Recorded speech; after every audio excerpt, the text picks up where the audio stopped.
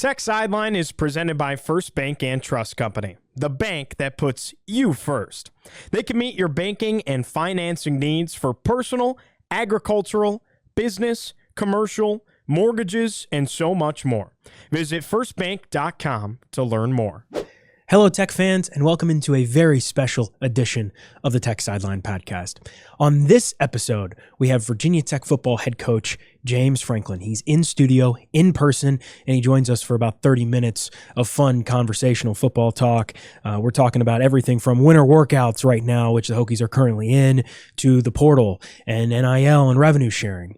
We got a lot of topics to cover with Coach Franklin. We're so excited to have him here. And it's all coming up on this episode of the Tech Sideline Podcast, which starts right now.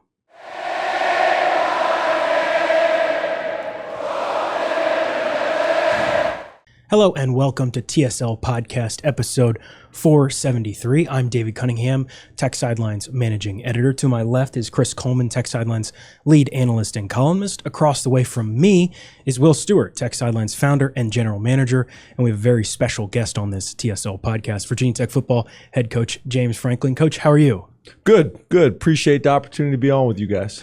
Thank you for joining us. We're going to just start by discussing winter workouts. I know you guys are in the middle of those right now. How has it been creating your foundation and instilling your culture? And how important is strength coach Chuck Losley's role with all of that? Yeah, so I'll start with Chuck Losley. Chuck has been a huge part of what we've been able to do.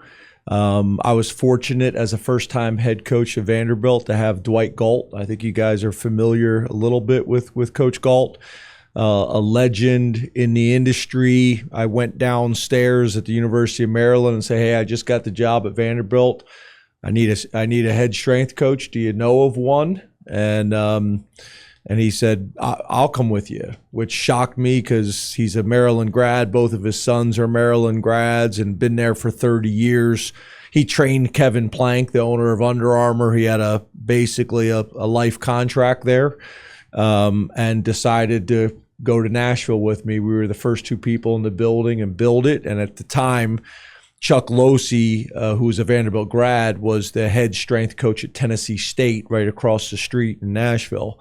And we approached him about coming and joining us, and he joined us and was Coach Galt's assistant for a number of years, and then took over as the head strength coach. He does a phenomenal job. Played D-end at Vanderbilt, real smart guy, got a command of the room.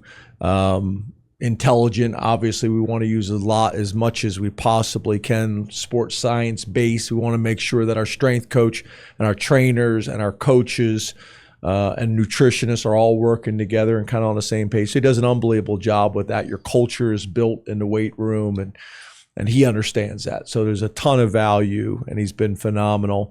When it comes to winter workouts, that's kind of me and Chuck's baby, right? It's really mental toughness. It's physical toughness. It's a little bit of, I would say, a little bit of kind of an Army basics training background, kind of break them down and build them back up. It's a little bit of, if this is the right phrase, a little bit of shared suffrage. My alarm clock will go off tomorrow morning at 4:15. We'll be in there, ready to go. And you're really trying to put the team through adversity. To bring them together, to build that mental toughness, to build that physical toughness, to get them to think while they're tired and under adversity. So we'll go tomorrow morning. We go Tuesday, Thursday. This is our last week. We'll go Friday as well, which we don't typically do. We just go Tuesdays and Thursdays. Then we'll go on spring break. So this is our gift to them on their way out the door for spring break in Panama City Beach or wherever they're going to go. Who's standing out to you so far as your winter workouts go? Any specific? Yeah, that question is always a tricky one, right? Because if I name one guy, not another, their mom and dad are upset. But I would say what has probably stood out to me as much as anything is the returning Virginia Tech guys have been awesome with the transfers and the high school players, kind of opening their arms to our guys that are coming in from the outside to build the team. because really that's what you're trying to do, right? You're trying to put together the returnees with the new guys. They have been phenomenal from that standpoint. And then I think obviously in today's college football, you got so many new guys coming in. You have to be careful because sometimes you're comparing a kid to a fifth-year senior, and he graduated early and should be trying to figure out who's going to go to the prom with him right now, and he's in there at winter workouts kind of getting after it. So it's been interesting to watch the team come together. You know, obviously there's some guys, you know, Kamari Copeland's obviously an easy one to kind of point out. You know, him deciding to come back, you know, was big for us. You know, we identified him as kind of, you know, the focal point of the class to make sure that we were able to get him to return. Everybody's focused on who you're going to get from the portal, but sometimes it's just as important to recruit your own roster and keep the right ones. And we were able to do that. AG's been a guy. Aiden Green's been a guy who's impressed me. I didn't know how he would be a talented guy, but I didn't know how he would be in these type of settings. I think toughness really separates guys at the receiver position. And you don't know sometimes how it's going to be. He's been phenomenal, specifically in competitive situations. He's been really good. So I've been impressed with him. You know, and then I'd say Caleb Spencer is another guy that kind of has stood out to me, you know, this spring. He has flashed, you know, kind of a easy mover is how I would describe him. And then IBM in terms of just being really competitive, really locked in, really focused. I've been impressed with him. And then the last guy I'll mention is Flowers. I've been very impressed with Flowers. His maturity, his consistency. You know, he's probably been a little bit more twitchy and explosive than maybe I anticipated. So that group's been good.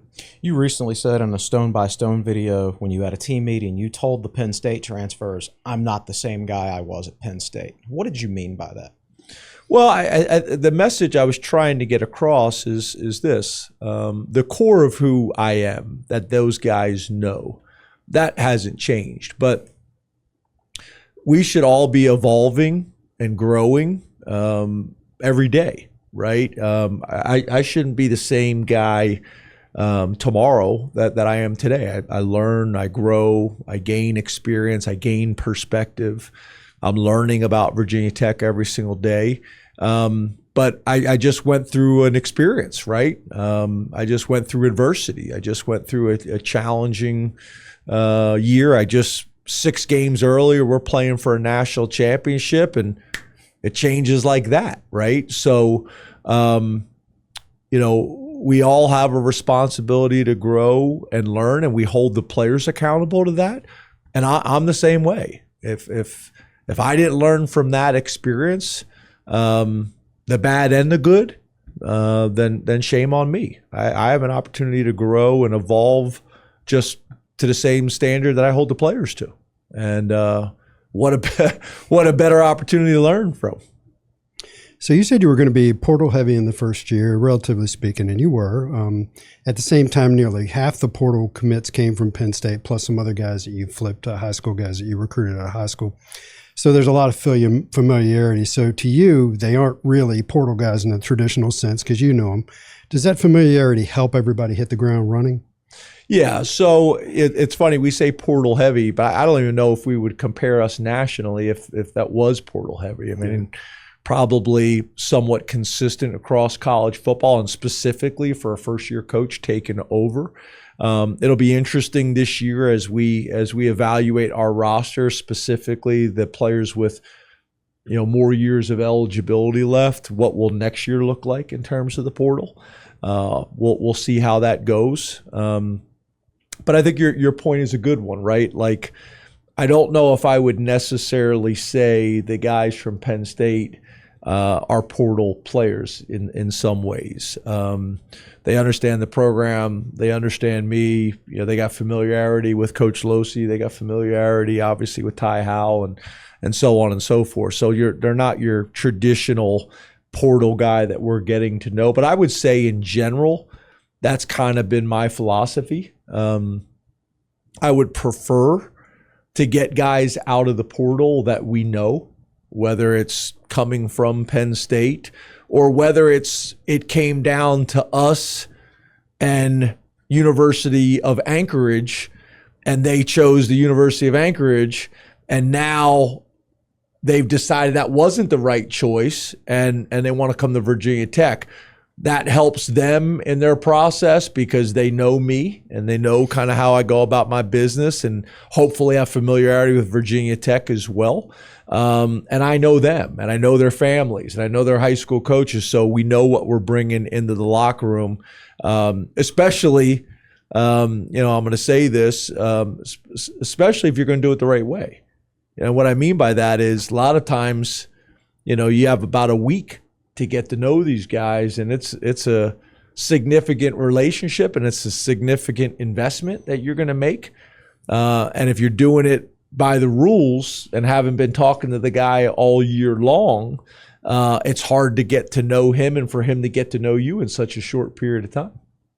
Even with so many additions, you need buy-in from the returning players, and you kind of touched on that with Kamari and Aiden Green and IBM. Have you liked what you've seen from that group? They go through such a tough time with the coaching change themselves, but have you liked so far the way they've kind of bought into you and Coach Losley and what you guys are kind of preaching? Yeah, just so you know, it's Losi. Losi. Yeah, sorry, no extra apologies. L. Losi. It's all right. It's Sorry. all right. It's all right. You're going to be saying it a lot, so I want to make sure we're on the same page. Yeah, I think a couple things. I think the first thing that's challenging is that from basically week 4 of the season, most of those guys had already made up their mind they were leaving. So it's not like you're coming in and starting fresh and they haven't made up their mind. Most of the guys had made up their mind they were leaving. So you're really trying to get them to flip their mindset and re-recruit them and their parents all over again. So it's more challenging than I think people think, especially when you let someone go so early in the season. Then all season long, like you probably saw, Kamari's message that he put out there and he's not the only one. They were all being recruited all year long, right? So that's part of it. And then for me, it was, I learned kind of taking over the Penn State job. I looking back at it, I always said I should have spent more time recruiting my current team. Well, a lot of times the calendar almost doesn't allow you to do that, right? I think I got the Penn State job, I think it was like January 18th. It was really late in the process. It was after all that Sandusky stuff. So the hiring process took a long time, almost to the point where I had to back out of the search because it was taking so long. But if you're going to put a high school recruiting class together, you kind of got no choice, right? You just kind of had to go all in on that. In this situation, I look back and say, hey, I want to do a better job of recruiting a team. So some team meetings and a couple messages that I was trying to get through to them is, number one, a lot of times when a new coach comes in, he's like, well, the players feel like, oh, well, he's going to bring his guys in. We're not his guys. He's going to bring in his guys. I wanted to make sure that they were very clear. The minute I took the job, they're all my guys. They're all my guys. So I wanted to make sure that I said that, but also wanted to make sure that my actions reflected that, right? Then it was, okay, am I going to go to the portal? Yes. Are there probably going to be some guys from Penn State that come? Yes. But once again, all I'm trying to do is create competition. And I asked the room, I said, listen, let's be honest. How many positions in this room do we have a legitimate 3 deep? Like a starter you can win with, a backup you can win with, and a young, exciting guy that maybe by game 5 is going to be ready to contribute. The year before, we just got done playing 16 games, the longest season in Penn State history, the most wins in a Penn State season. I'm not talking about final ranking, but just most wins. So the amount of depth that you have to do that, it's significant, right? To me, it's not a talent. It wasn't a talent issue at Virginia Tech. it was a depth and talent combined in terms of what their 2 and 3 deep looked like. So getting everybody to embrace that.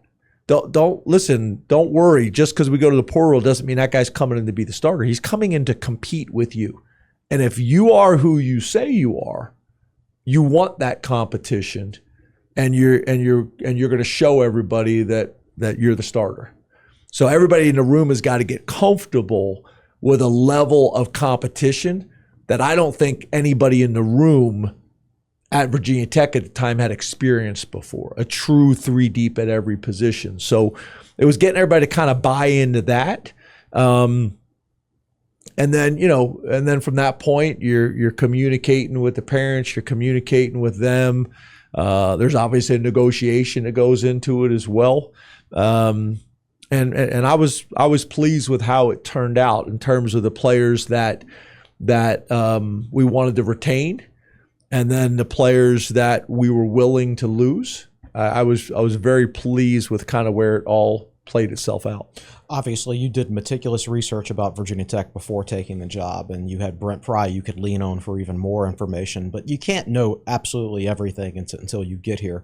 What's something you've learned about Virginia Tech since you took the job that you didn't know before? It's funny because, there was all these kind of impressions out there. Number one, of the big bad Jimmy Sexton, right? Everybody was like scared of kind of that whole dynamic, which most of the stuff that was out there was not accurate. It's funny, I saw some things people were talking about, well, they're leveraging for more money. We had one conversation about contract, salary, and it was never discussed again. What they said they were going to pay, we were good with, and it was over. Everything from that point on was about what's best for Virginia Tech and what do we need to build a program that can compete at the very, very highest level. So that was kind of what was going on kind of behind all the scenes and kind of figuring these things out.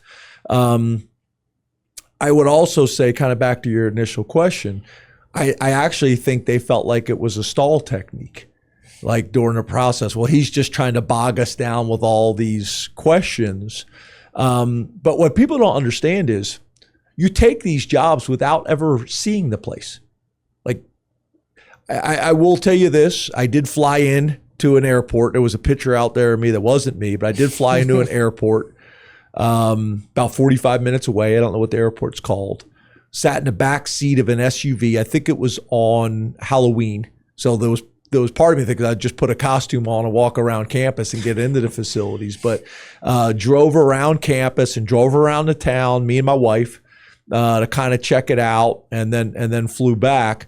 But even then, I never got in any of the buildings, right? So you don't ever really get to see. You don't ever really get to see what you're signing up for.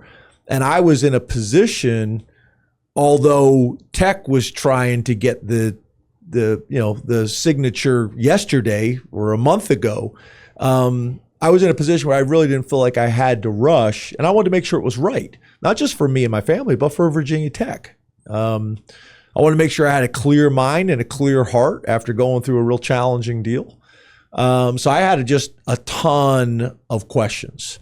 Now that I'm here, I wish I would asked a few more questions, but it was good. And Brent Pry played a big part in that, but not as early as people think, because I was kind of uncomfortable talking to Brent early on about Virginia Tech. It was about all the other jobs.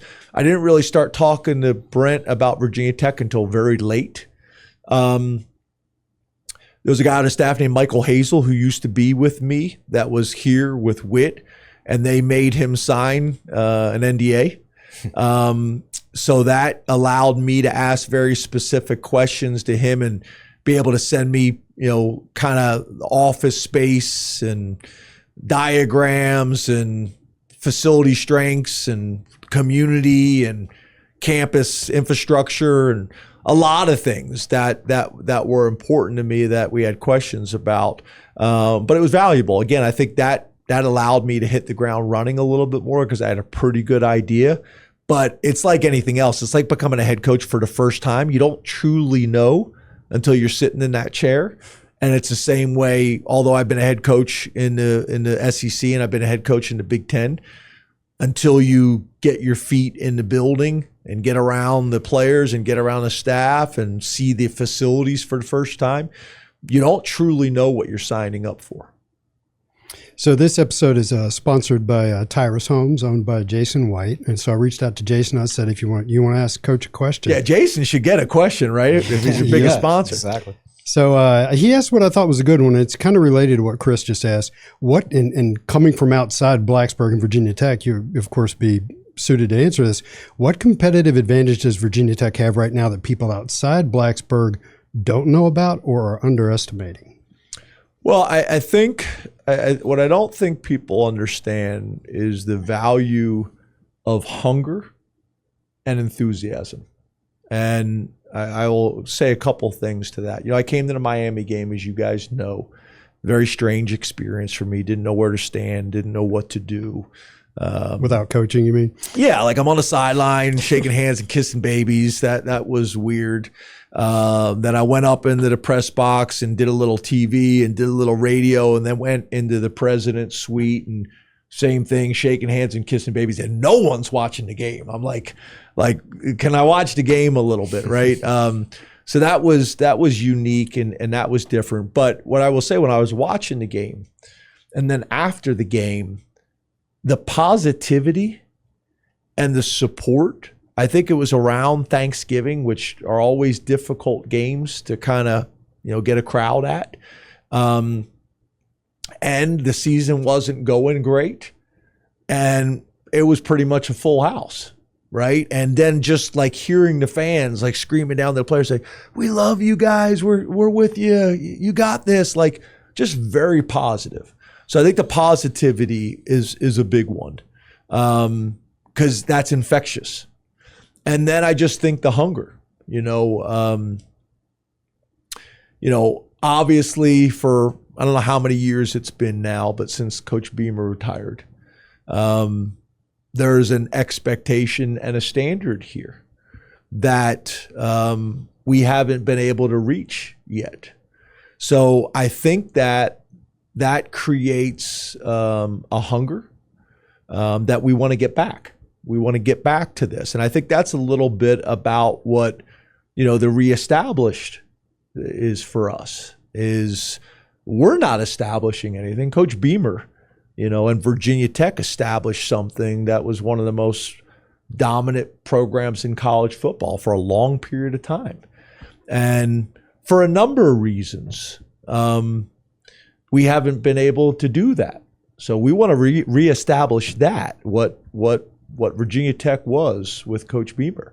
And, the success that this program was able to have, the sustained success, the competitiveness, the competing at the very, very highest level. That's what reestablishing is all about for us. So that's the thing for me that is very obvious. There's a hunger that is here. But I will also say, I think there's also humility to say, okay, college football has changed dramatically in the last 12 years. And we understand that we're going to have to make some changes as well to adapt to it, because obviously what we've been doing, hasn't worked. Before we get to our next question with Coach Franklin, let's take a moment really quick to hear from one of our sponsors, Tyrus Homes. Are you ready for a custom home tailored to your distinctive lifestyle? At Tyrus Homes, a leading custom home builder in the New River Valley, we pride ourselves on crafting exceptional residences that our clients love to call home. Whether you're a first-time buyer, a growing family in search for more room, an active adult seeking a relaxing retreat, or looking for a higher-end custom home that offers luxury and sophistication, we have the perfect solution for you. Discover how you can bring your dream home to life at tyrushomes.com. That's TYRIS Homes.com. In your introductory press conference here, you said that this can still be a transformational, not transactional. But there is a money component in today's game that's kind of hard to ignore. How is your stance on how to deploy NIL and revenue sharing changed or stayed the same? And do you feel like you have a better understanding of them since they were first introduced a couple of years ago? Yeah, so we get better at it every single year. When I talk about that, I guess it's more just from an old school, why do I do this? I want to make an impact on young people, and I want to make an impact in the community, and I want to make an impact on campus, a positive impact that they feel like our program has more than just wins and losses, right? And same thing for the players. I felt like at that last place, we had built a culture where pretty much every single player in that locker room chose to stay there for less than probably they would got in the open market. And I don't want that to come off the wrong way as if we couldn't compete, and we won't compete here. What I'm saying is the reality is if you're always chasing $5, you're going to find someone that's going to pay you more money, right? So creating a culture where the guys wanted to be there, they felt valued, they felt appreciated, and they felt like ultimately that we cared about them and their families and their future. And I felt like we had created that culture, right? When everything went down at Penn State, I think you saw that, right? You saw that type of reaction. It was not a transactional relationship when you saw how people reacted. So for us, we recognize that there's a business aspect to this, and we don't hide from it. But I guess what I'm saying is we're going to recruit you. And I want you to choose Virginia Tech because this is where you want to be. Like, you've been through the process, you've heard all the information, and you feel like Virginia Tech's the best place for you. Now, the challenge is you got 4 other really good options, but you really want to come to Virginia Tech. Well, now I can't ask you to walk away from significant money from these other schools to come to Virginia Tech just based on love, right? But I want you to choose it because this is where you want to be, and then we'll make the other things right, and we have the ability to compete with those other programs. That's, to me, how we want it to work. So if you're a young man in the family and you're going to lead with money, the first thing you want to talk about is money, then this probably isn't the right place for you. And vice versa. If you're a family that still values all these things about the collegiate experience, and the first thing I'm talking about is money, then you're probably not going to be attracted to that either, right?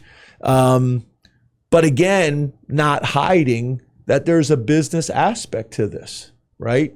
And it starts here at home in the state of Virginia, and then the footprint, and then also nationally. You've turned Merriman into a football-only facility. How important is that, and what's your overall vision for facilities at Virginia Tech? Well, I don't think that's true. Okay. I don't necessarily understand. Maybe you're defining Merriman different than I am. Yeah. Because I think it's broken up. There's the Jamison Center, which is kind of part of Merriman, but technically not. Which is where the athletic department offices is. With the Merriman, like, just being the weight room. So where is Merriman? It's when you walk in and the team meeting room is on the right. Okay. That's the Merriman Center. Okay. So our understanding is a lot of those offices, like, that's basically football only allowed.